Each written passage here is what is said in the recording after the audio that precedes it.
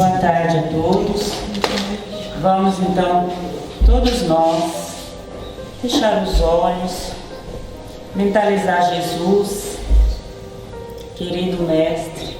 Estamos aqui mais uma vez reunidos em seu nome e agradecemos por esta oportunidade. Permita que nós possamos entender o que aqui vamos receber através da palestra, seus ensinamentos, que possa ficar gravado em nossa mente e que a gente possa colocar em prática no nosso dia a dia, principalmente dentro do nosso lar. Rogamos, Mestre, que possa abençoar a todos nós aqui presentes, encarnados e desencarnados. Abençoe a todos os nossos familiares.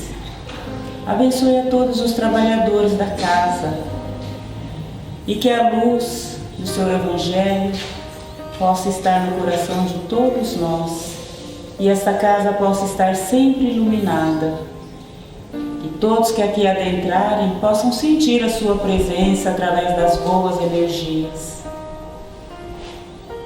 Pai bom que estais nos céus, santificado seja o vosso nome. Venha a nós o vosso reino, seja feita, Pai, a vossa vontade, aqui na terra como em toda parte. O pão nosso de cada dia dai-nos hoje. Perdão, Senhor, pelas nossas ofensas, assim como nós perdoarmos a quem nos tem ofendido. Não nos deixes cair em novas tentações e livra-nos de todo o mal, hoje e sempre, que assim seja.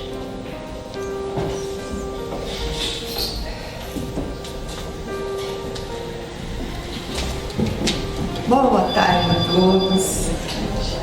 É tão bom estar nessa casa, né? Eu adoro esse cantinho aqui. Imagina, tem essa, é tão gostoso. Assim, imagina o tempo do paizinho da Manzi. Era uma delícia. Às quartas-feiras à noite, o cafezinho lá embaixo na cozinha do paizinho. Era uma delícia. Gente, Páscoa chegando. Páscoa chegando e a gente resolveu falar sobre os ensinos de Jesus. Escolhemos um dos ensinos, né? Porque o que a gente pensa na Páscoa? Sexta-feira Santa. Não é nada que Jesus tenha ensinado para nós. É tudo que o homem fez de injustiça para Jesus. E eu me lembro que quando eu era pequena, era comum no sábado de aleluia, fazerem um boneco de pano, aí a turma batia com o pão, né, que representava Judas Iscariotes, né, no sábado de aleluia. Depois no fim ainda tacavam fogo naquela, era sempre um poste de, eu não sei se alguém daqui lembra disso daí, né. E no final nós vamos a gente vai falar alguma coisinha a respeito de Judas Iscariotes, né, o espírito que ele é hoje. Mas, em realidade, o nosso pensamento sempre é pensar nos martírios de Jesus, os filmes que a gente vê de Jesus, né? Sempre é a crucificação, é aquela espinheirada na cabeça, né? As lanças, a surra que ele levou, mas isso daí não é ensino de Jesus. O ensino de Jesus é a mulher na Samaria, é a água viva, né? Então nós temos duas coisas no Evangelho de Jesus que ele mostra bem, né? As coisas da vida material, como a gente tem que viver a vida material, ele falou claramente, não escondeu nada, né? Passai à direita benditos do meu Pai, porque eu tive fome e me destes de comer. Então ensinando que a gente tem que repartir, aprender a repartir aquilo que nós temos para aquele que não tem nada, que necessita. Então a gente tem que analisar essa questão. Ele falou completamente assim, abertamente sobre o perdão, a indulgência, a gente não ser tão egoísta e tal. E na parte do plano espiritual, das coisas que aquela hora a gente não tinha condições de entender, o que ele fez? ele contou histórias que se chamam parábolas. Então, as parábolas são historietas que Jesus fazia comparação com o plano espiritual. Então, esses dois momentos de Jesus, nós escolhemos um desse segundo momento de Jesus, que tem várias parábolas falando sobre a vida espiritual, e nós escolhemos a parábola das bodas, né? A parábola das bodas. Nós estudamos, o nosso estudo é nesse livrinho, um livro que eu ganhei uma semana depois, há 40 anos atrás, que eu conheci o paizinho Hugo, ele me deu esse livro de presente. É por isso que ele está assim velhinho, mas não quero desfazer dele. Bom, a parábola das bodas, nesse livro Parábolas, Ensinos de Jesus, Caibá Schutel é o mentor espiritual da nossa casa, né? Então, vamos lá, está em Mateus capítulo 22, item de 1 a 14. De novo começou Jesus a falar em parábolas, dizendo-lhes: o reino dos céus, quer dizer, o lado de lá, é semelhante a um rei que celebrou as bodas de seu filho e enviou os seus servos a chamar os convidados para a festa, e estes não quiseram vir. Enviou ainda outros servos com este recado: dizei aos convidados: tenho já preparado o meu banquete. As minhas reses, os meus cevados estão mortos e tudo está pronto. Vinde às bodas.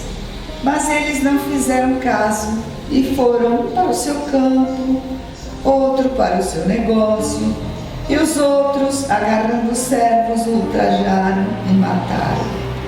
Mas irou-se o rei e mandou as suas tropas exterminar aqueles assassinos e incendiar a sua cidade. Então disse aos servos: as bodas estão preparadas, mas os convidados não eram dignos. E depois as encruzilhadas dos caminhos e chamai para as bodas a quanto encontrardes. Indo aqueles servos pelos caminhos, reuniram todos os que encontraram, maus e bons, e a sala nupcial ficou cheia de convivas.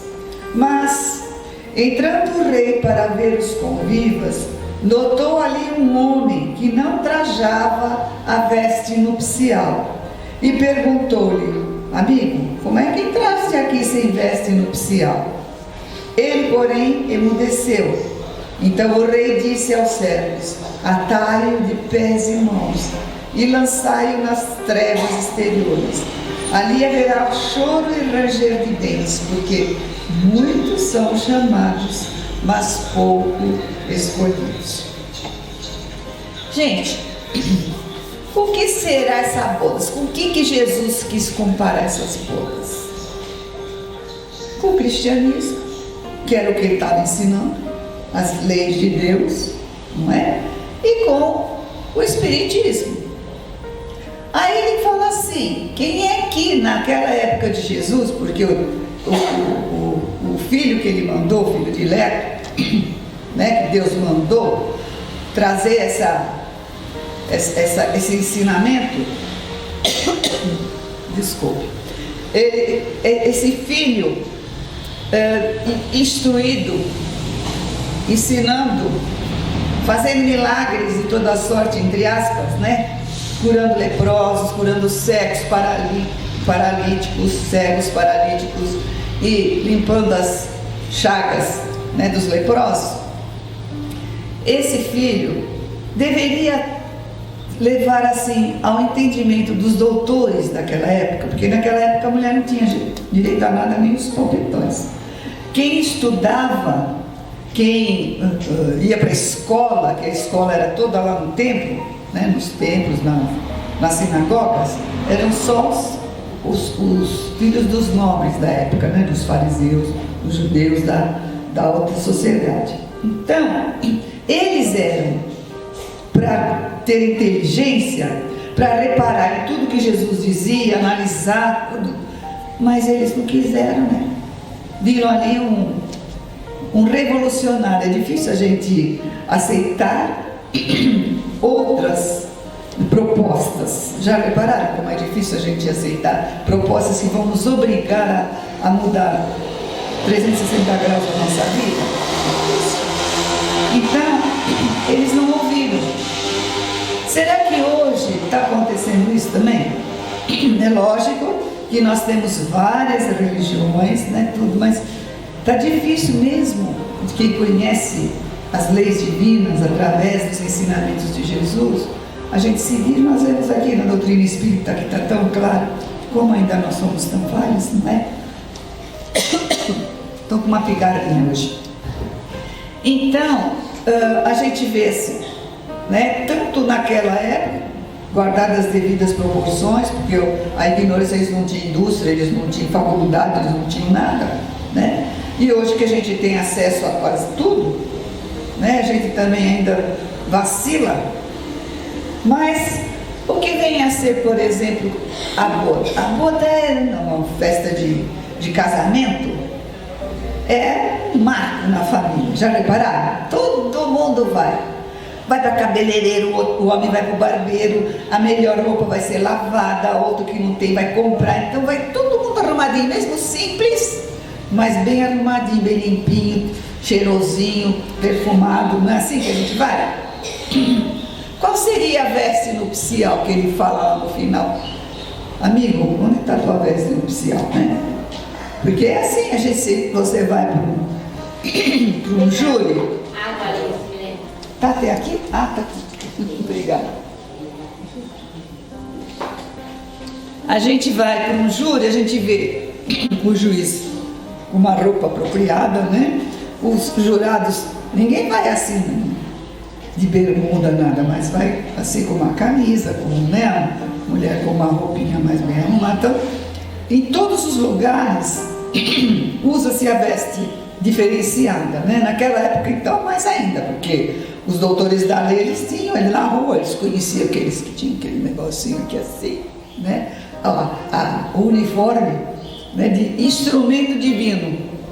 Era isso que tinham a sabedoria divina para ligar a gente com Deus, não é?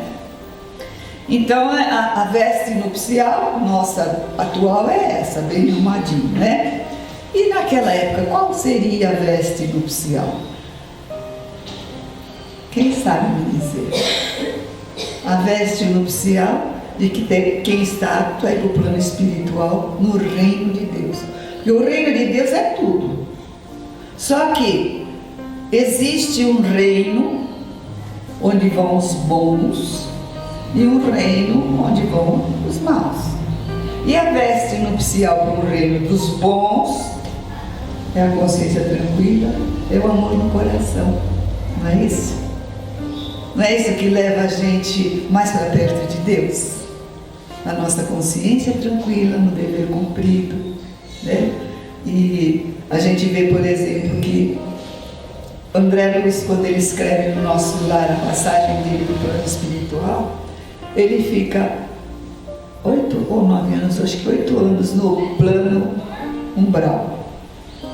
Ele tinha a mãe num plano superior, que conhecia muito bem o ministro lá do Nosso Lar, Clarencio, e ela pede intercessão ao Clarencio, mas o Clarencio não podia fazer nada, ele ficava do lado do filho dela lá no umbral, e o filho estava como? Não via, então ele não podia chegar.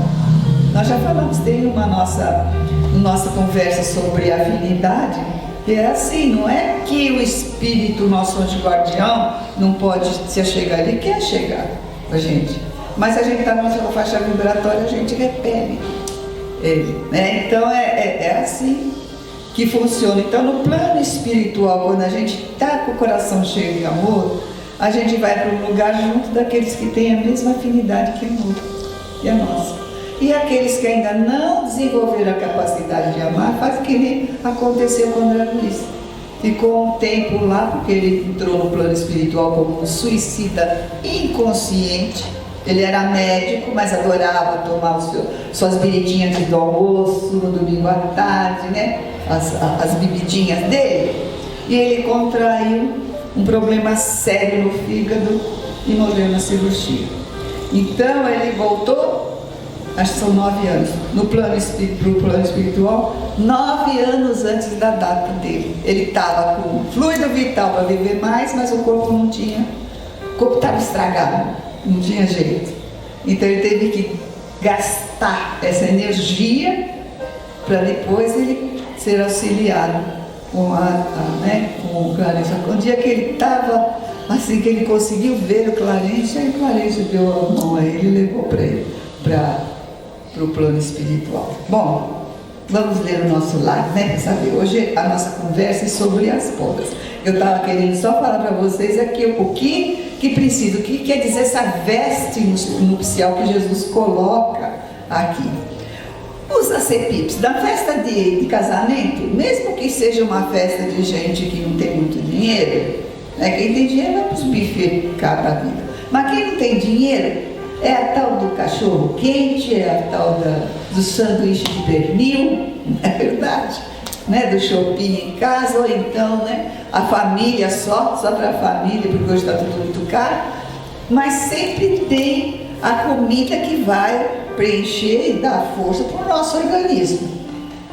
E assim nas bodas, a palavra divina, as leis divinas vão dar um alimento para o nosso espírito. Olha que bonito. Jesus pensou em tudo, hein, gente?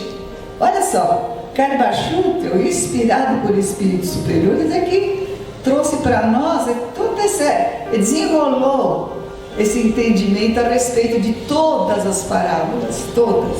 É bonito, esse livro é um livro que merece ser estudado e ser lido, né?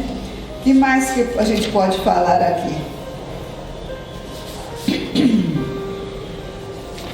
Bom, acho que o ideal, o principal está aqui, né? Nessas coisas, né? Da gente ver que, porque muitas vezes quando a gente fala assim, mas Jesus voltou depois do 3º dia, ele se materializou. Ele apareceu para os apóstolos, foi embora aparecendo para 500 da Galileia, relembrando tudo que ele ensinou para aqueles, porque não ia ficar só nos 12, ficaram nos 12 no começo com ele. Mas esses 12, cada um foi para um lado, formou uma igrejinha, um posto de socorro, vamos dizer assim, e outros vieram. Aí eles desencarnaram, né? Ficaram velhinhos, voltaram para o plano espiritual, mas nunca fechou as igrejas. Por quê? Porque eles tinham deixado companheiros ali, trabalhando, né? E foi se multiplicando até que hoje todo mundo conhece, né? A maioria dos cristãos conhece os ensinamentos de Jesus. Então ele pensava para o futuro, né? De quando a gente fala assim, hoje graças a Deus não se fala mais, né? Em malhar o Judas, porque o Judas foi traidor, mas a principal coisa de Jesus foi perdoar. Na hora que ele estava na cruz, estava perdoando tudo aquilo que fizeram com ele, que acabaram com a vida dele. E a gente tinha que matar o outro, coitado. É ignorância. E depois a gente fica sabendo que ele foi, vamos dizer, levado pelas circunstâncias. Ele achou que ia acontecer uma coisa e aconteceu outra, né? Mas, falando em malhar o Judas,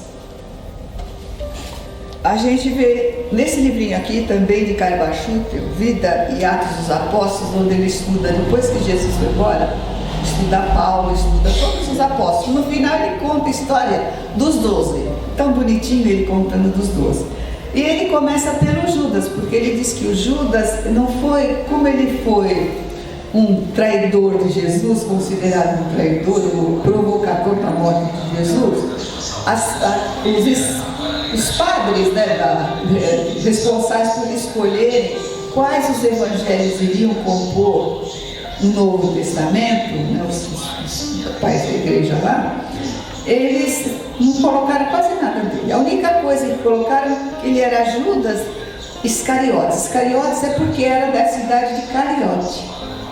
Então, Judas Iscariotes, e ficou aí, Judas Iscariotes como sobrenome, mas pouco, não tem mais nada. Karma Shutra coloca.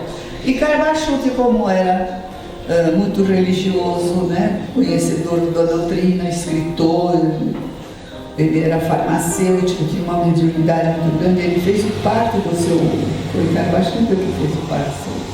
Então, ele era um estudioso, e ele fala assim que ele imaginava que Jesus já tinha perdoado, né? Ele era do século passado, que realmente Jesus já tinha sido perdoado, Judas já tinha sido perdoado por Jesus, né? E aí ele mostra aqui que no dia, deixa eu ver onde é que está aqui, está aqui, 12 de setembro de 1916, na Federação Espírita Brasileira, na capital federal dos Estados Unidos do Brasil, Judas escreveu uma mensagem belíssima, que eu vou pedir licença daqui a pouquinho para ler para vocês. Mas acontece que um médium escreveu e outro médium vidente descreveu o que ele estava vendo. Então ele fala assim: o espírito apresentou-se circundado de um grande halo de luz azul claro que contornava outra luz de um azul escuro aveludado. Em torno do espírito espalhados flutuavam flocos de luz verde, sendo deslumbrante o efeito da aparição. Olha, a gente tem notícias através de um livro de Leon Denis, que ele fala sobre meu Deus, fugiu o nome. Aquela moça que libertou a França, Joana d'Arc. Ele escreve sobre a Joana d'Arc e é uma encarnação de Judas Iscariotes, né? A mensagem que ele escreve é a seguinte: Judas, meus bons amigos, volta hoje ao mundo para declarar perante os homens as verdades que lhe foram inspiradas por nosso Senhor Jesus Cristo, o grande e amado Mestre, a quem no momento de cegueira, de trevas e extrema fraqueza, traiu, vendeu aos inimigos. Jesus, meus bons amigos, o Messias, aquele que foi enviado por Deus para salvar o mundo onde viveis hoje, já perdoou a Judas Iscariote a sua fraqueza e cegueira. Deus, em sua misericórdia infinita, concedeu pela boca de seu Filho amado perdão àquele que foi outrora infiel, traidor, perjuro, falso e criminoso discípulo do Messias, que jamais deixou de lamentar e compadecer-se da fraqueza e miséria do seu discípulo. Venham, meus bons amigos, em nome de nosso querido Mestre, o Salvador do mundo, dizer-vos uma coisa que vos interessa. Compareço à vossa presença, a fim de restabelecer a verdade desvirtuada, falseada pelos homens interessados em se conservar no caminho do erro e da mentira. Estou diante de vós, meus bons amigos, para me confessar agradecido pelas imensas provas de amor que me foram dispensadas por Deus e por nosso Senhor Jesus Cristo. Apareço aqui perante vós, meus companheiros e amados irmãos, para penitenciar-me dos erros que pratiquei e, ao mesmo tempo, entoarei-nos a infinita sabedoria e a pureza imaculada deste Mestre admirável, a incomparável bondade desse coração todo feito de doçuras e de amor. Olha que lindo, gente, ele falando de Jesus.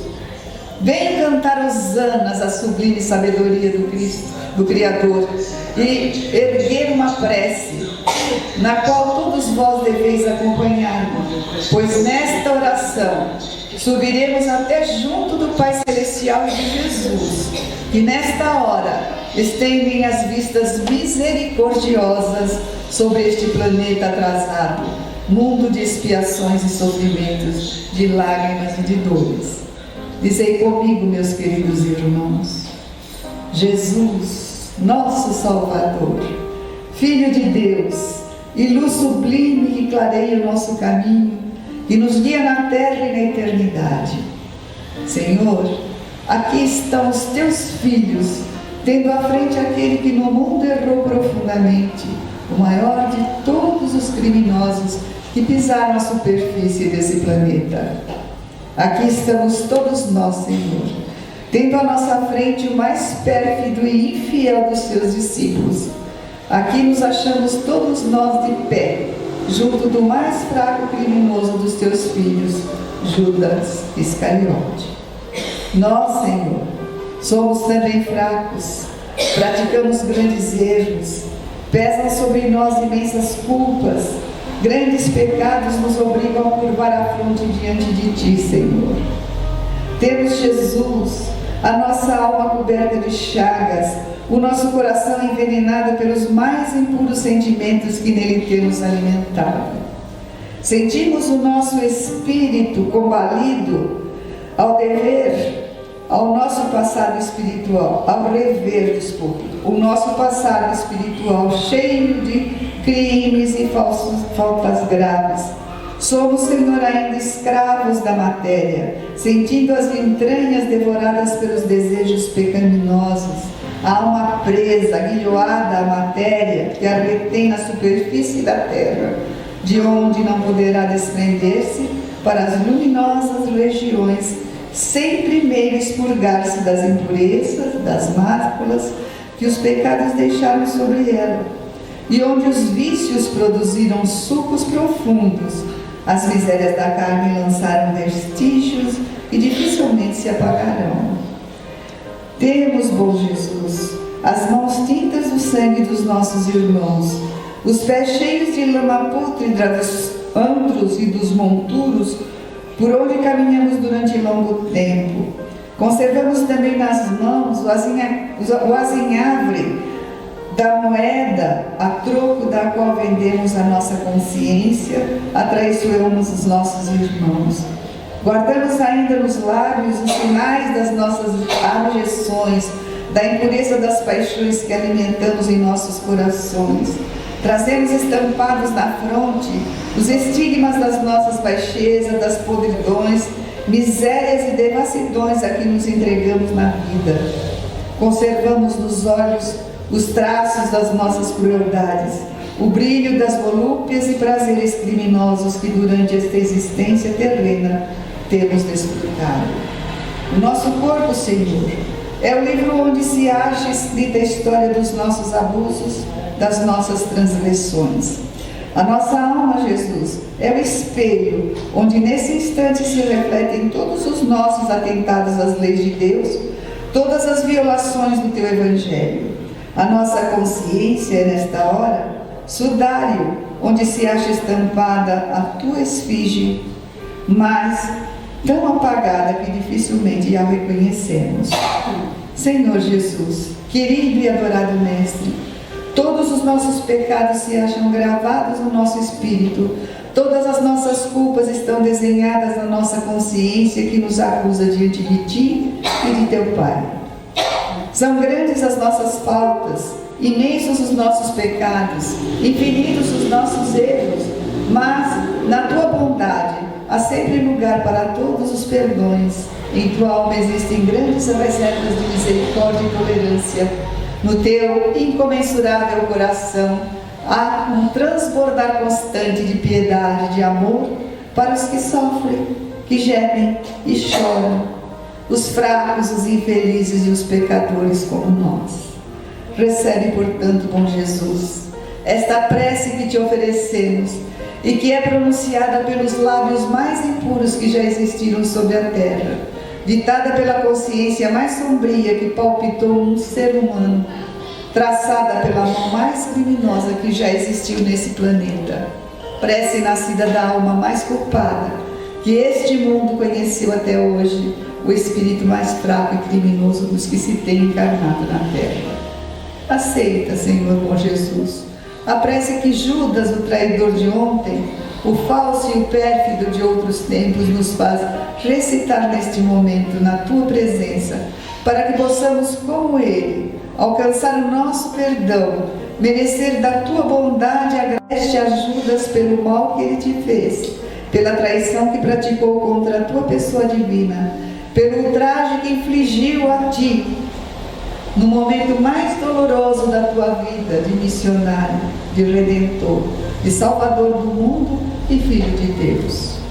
Tu, que tivesses em tua alma a grandeza, a doçura e o amor para perdoar a este falso e perjuro discípulo, Senhor, perdoa-nos também a nós, cujos erros, cujas faltas, cujos crimes e pecados estão muito distantes do crime e do pecado daquele que se acha à nossa frente nesta hora de tudo, de luto e de dor, para render graças à infinita misericórdia de Deus e o imenso e inesgotável manancial de doçuras, carinhos, afetos, pureza e imenso amor do coração de Jesus. Perdoa-nos, Senhor, salva-nos, Jesus, e eu direi também, meu Deus, meu Jesus, meu Salvador.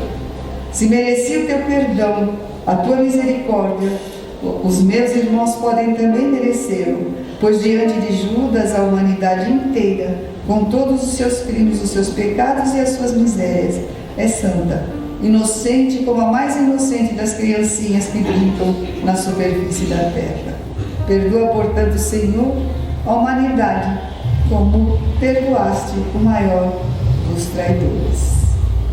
Gente, quando a gente lê essa mensagem, que a gente fala, nossa, mas tanta coisa, mas com a aparência espiritual que ele tem atualmente, que foi perdoado, ele mudou o comportamento dele.